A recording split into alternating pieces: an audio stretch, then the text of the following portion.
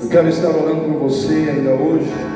Você que veio aqui com um problema de enfermidade, você que veio aqui com uma dificuldade, uma causa diante do Senhor, você que está aqui talvez procurando em Deus uma ação abençoadora sobre a tua vida, no sentido de ter um emprego, enfim, eu não sei qual é a sua necessidade, mas Ele sabe, Ele conhece o seu coração, Ele sabe qual é a sua necessidade.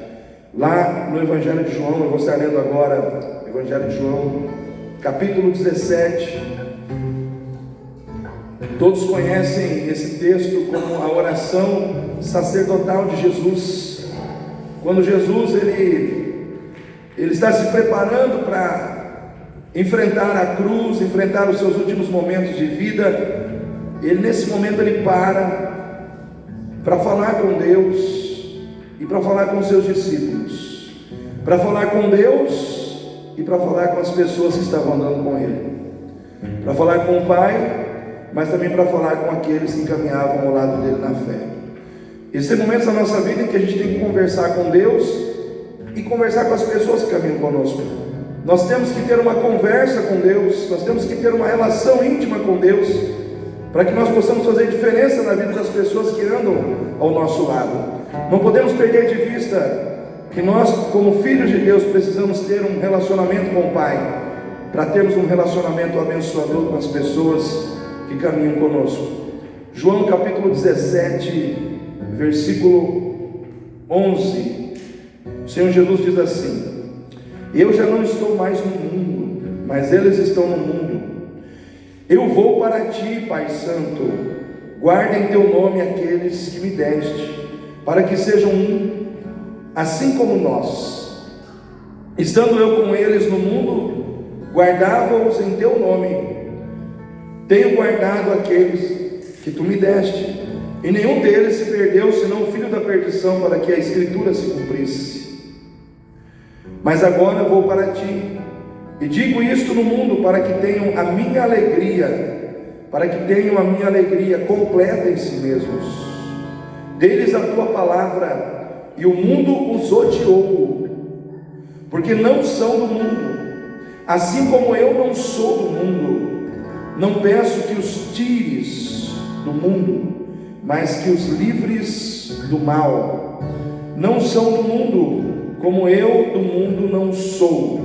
Santifica-os na tua verdade, a tua palavra é a verdade. Assim como tu me enviaste ao mundo, também eu os enviei ao mundo, e por eles me santifico a mim mesmo, para que também eles sejam santificados na verdade. Eu não rogo somente por estes, mas também por aqueles que pela tua palavra hão de crer em mim, para que todos sejam um, assim como tu és em mim e eu em ti, que eles também sejam um em nós, para que o mundo creia que tu me enviaste. Amém, irmãos? Jesus orando, Jesus falando com o Pai. Que oração maravilhosa, irmãos. Jesus estava ali se preparando para partir. Ele já não se sentia mais nesse mundo. Embora ele estivesse ainda no mundo, ele diz: Pai, eu já não estou mais aqui, porque o coração dele já não estava mais aqui, ele já estava com o coração, com a mente voltada já para o reino dos céus.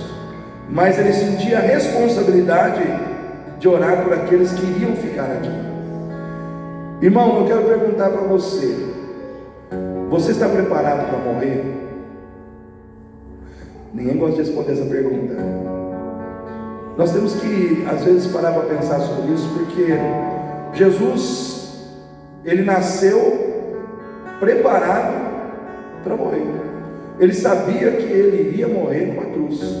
Ou seja, ele veio para esse mundo preparado para enfrentar a morte e para fazer a vontade de Deus até, irmãos, até as últimas consequências, até o momento da sua morte nesse mundo, né? Cumprindo tudo aquilo que o Pai havia designado para ele fazer. Mas aqui ele ora pelos seus discípulos, ele ora pelos discípulos que estavam ali ao lado dele, mas ele ora também pelos discípulos futuros que viriam depois. Sabe quem estava incluído naquela oração? Você. Todos nós. Jesus diz assim: Pai, eu não oro apenas por estes, mas por aqueles que hão de crer em mim através da sua palavra. Então cada um de nós que aceitou a Jesus, que entregou a vida nas mãos dele, através da nossa fé na sua palavra, nós fomos colocados nessa oração por Jesus. A sua vida foi inserida aqui nessa oração. E como cristão nós precisamos aceitar, irmãos, algumas verdades espirituais. Primeiro, nós precisamos aceitar que o Cristo que nos salvou espiritualmente também nos protege todos os dias enquanto nós caminhamos nesse mundo. Amém? O Cristo que te salvou espiritualmente para a eternidade com Deus, que te salvou da condenação do pecado, que escreveu o teu nome no livro da vida quando você o aceitou, Ele não só te salvou espiritualmente, mas Ele também te protege todos os dias enquanto você estiver nesse mundo. Salvação não é apenas um passaporte para o céu. Salvação não é apenas a certeza de que quando eu morrer eu vou para o céu. Salvação também é a condição presente de viver debaixo do cuidado e da proteção daquele que nos salvou. Então, quando Jesus te salvou, Ele te salvou completamente. Ele não te salvou apenas para o futuro, Ele te salvou também no presente. Então hoje, quando você enfrenta uma luta, quando você enfrenta uma situação, quando você enfrenta um problema, quando você enfrenta o diabo, a salvação de Cristo já está sobre a sua vida. Quando você enfrenta as circunstâncias dessa vida, você enfrenta as circunstâncias dessa vida debaixo do cuidado de Deus, debaixo da proteção de Deus, debaixo, irmãos, do controle abençoador e poderoso do Deus que te salvou. Jesus disse: Pai, eu estive no mundo, enquanto eu estive com eles aqui, eu os guardei. Agora que eu vou para ti, o Senhor os guardará. Em outras palavras, Jesus disse: enquanto eu caminhei com eles aqui na terra, eu guardei todos eles, Pai. O inimigo não os tocou, o inimigo não os destruiu, o inimigo não os atingiu, o inimigo não prevaleceu na vida deles, porque eu os guardei. Mas agora que vou para ti, o Senhor os guardará. E eu quero dizer para você, nessa noite, querido, tem um Deus todo-poderoso guardando a sua vida hoje. Deus está guardando você hoje. Deus guardou a sua vida nesse dia. Deus guardará você amanhã. E todos os dias nesta vida você será guardado pelo Senhor. Porque Jesus diz: eis que estarei convosco todos os dias até a consumação dos séculos. Mas pastor, ele não está sentado à destra de Deus. Ele está, mas através do Espírito Santo ele também está com você. Porque os três são um. Jesus diz: eu e o Pai somos um. O Espírito Santo com o Pai e com o Filho são um. Aonde está o Espírito Santo está Deus Pai.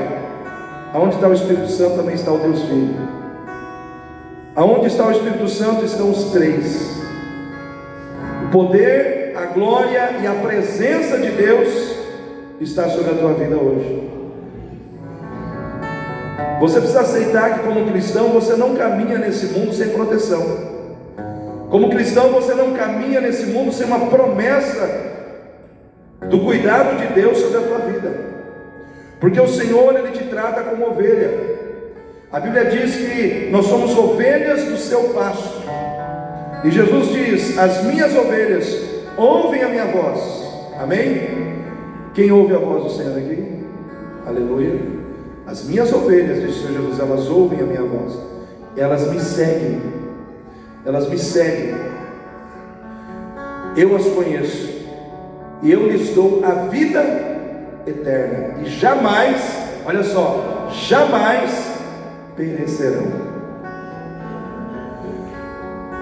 Sabe o que o Senhor mandou dizer para você nessa noite? Que jamais você vai perecer.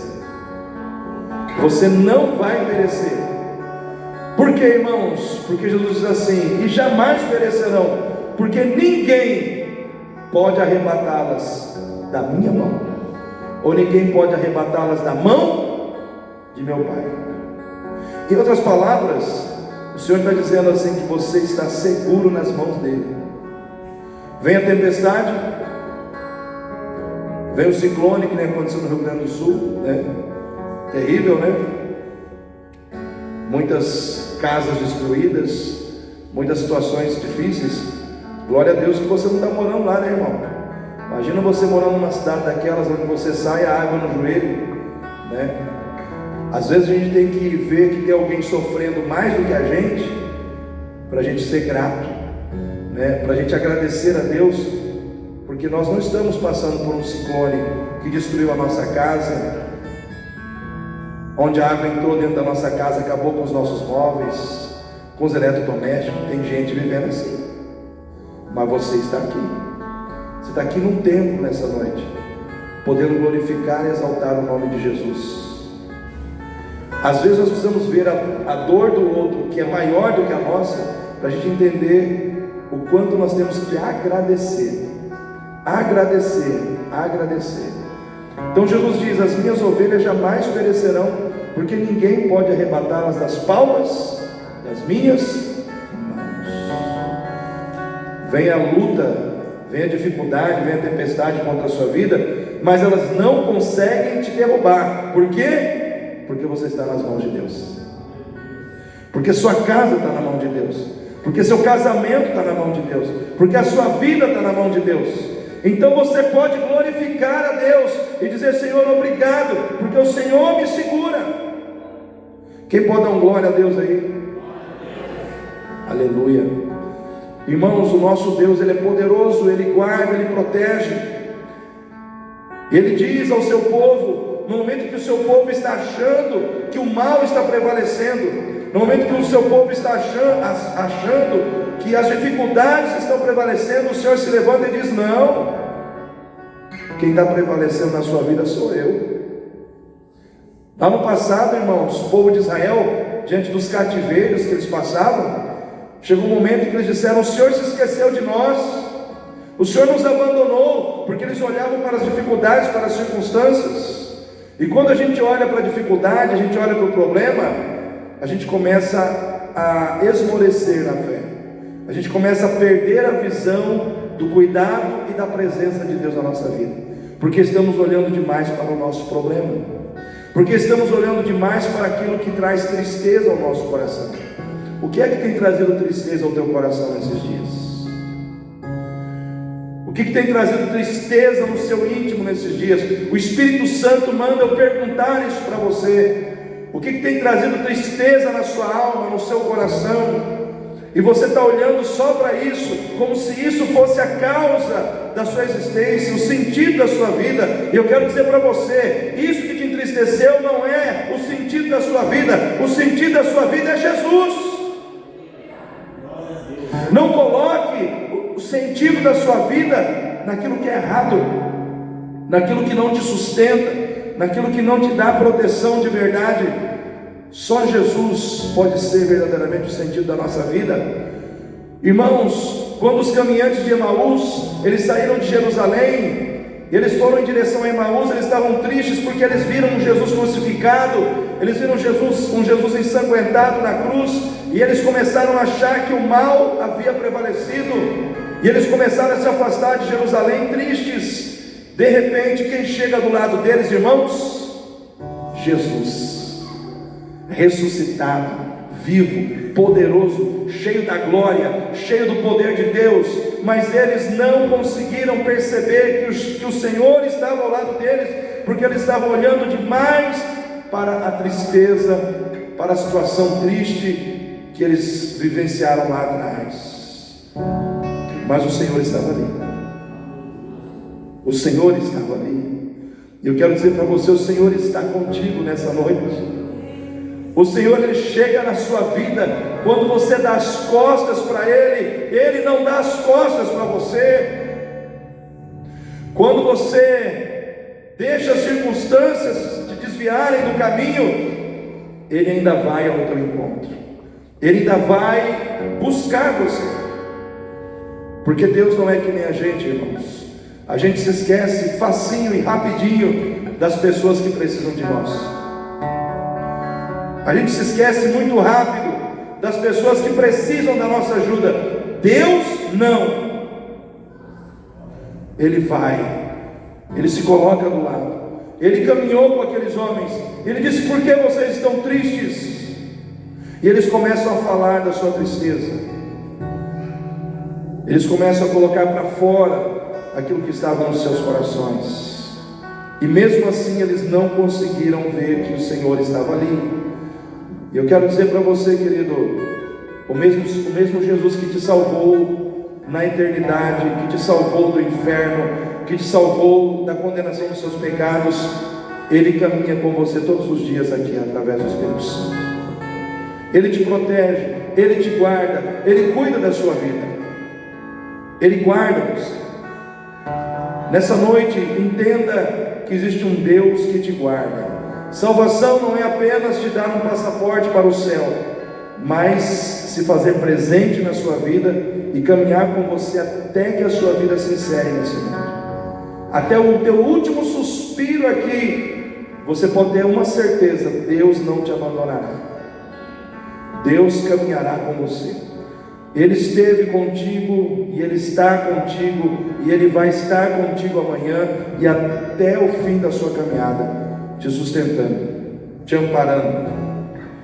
Segundo, nós precisamos aceitar que como cristãos, nós estamos debaixo de uma intercessão feita por Jesus ao Pai, nos dando a condição de vencer. Amém?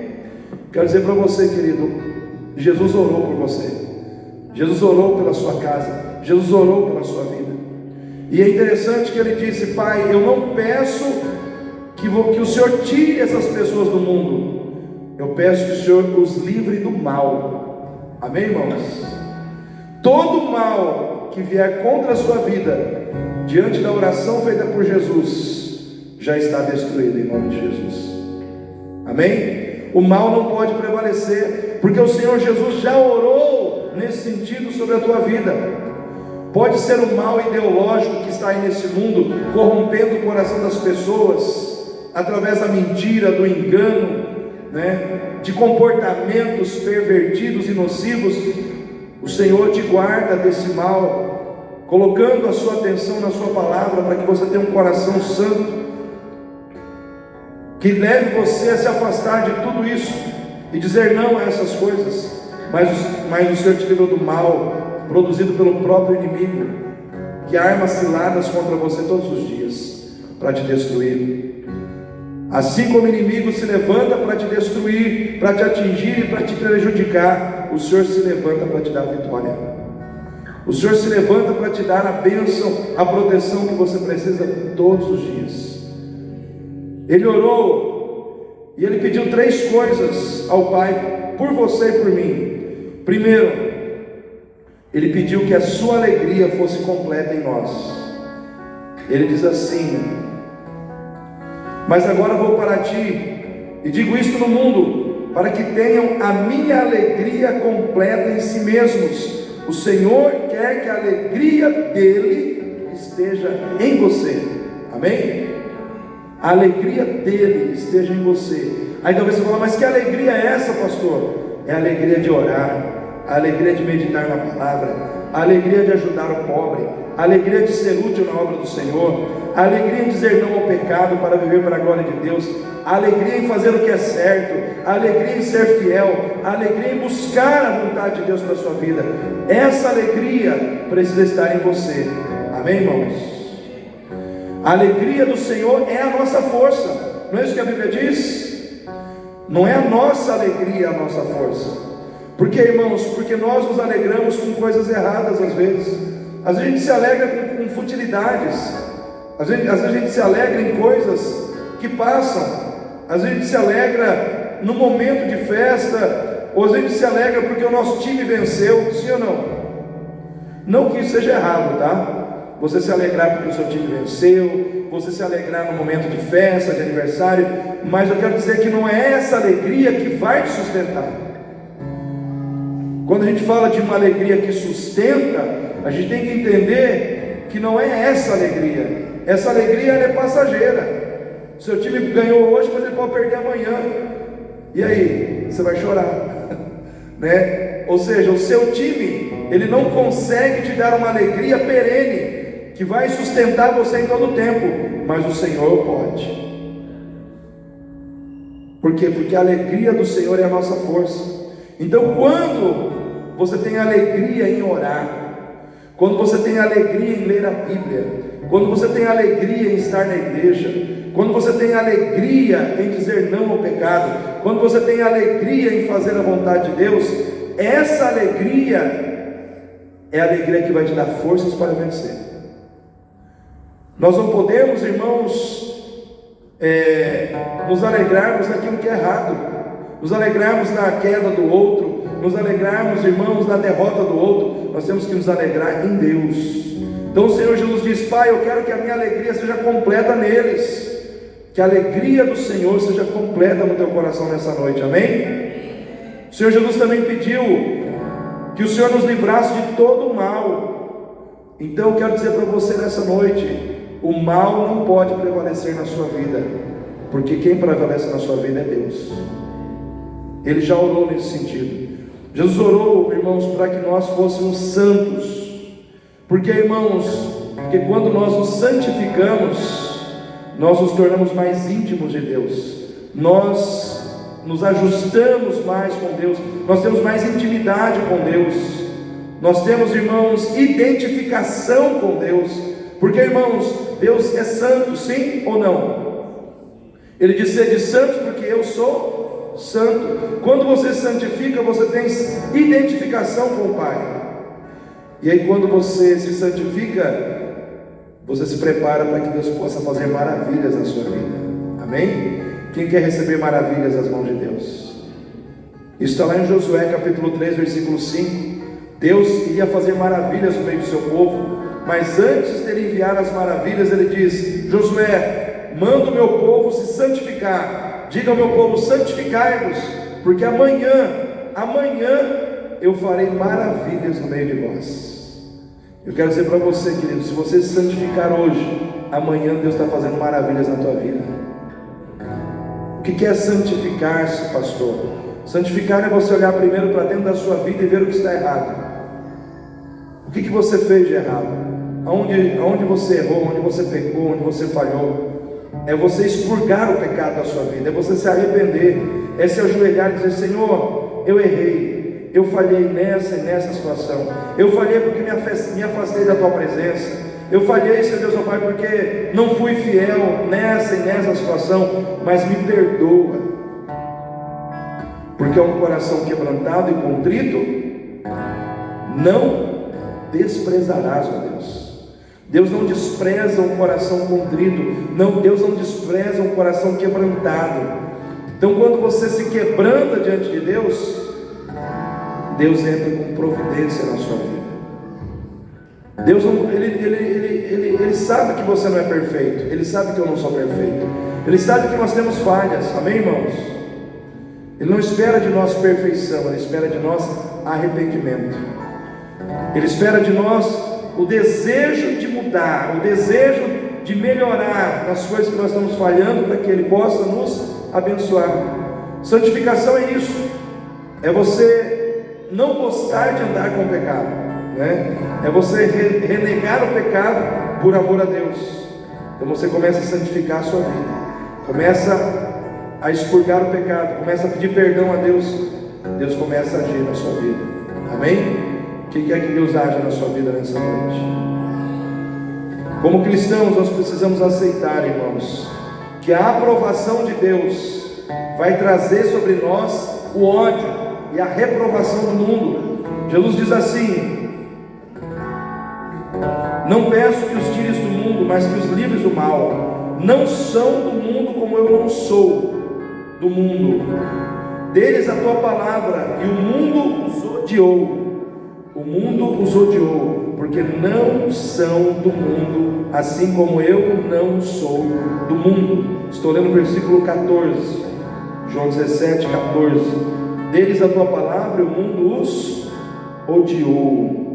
Irmãos, tem gente que pensa que a vida é um The Voice, aonde a gente precisa da aprovação das pessoas para a gente avançar. Alguém tem que bater o botãozinho vermelho na cadeira do mundo para a gente poder avançar. Irmãos, nós não precisamos da aprovação das pessoas, nós precisamos da aprovação de Deus. Porque se todo mundo nesse mundo te reprovar e Deus te aprovar, você vai prosperar. Amém?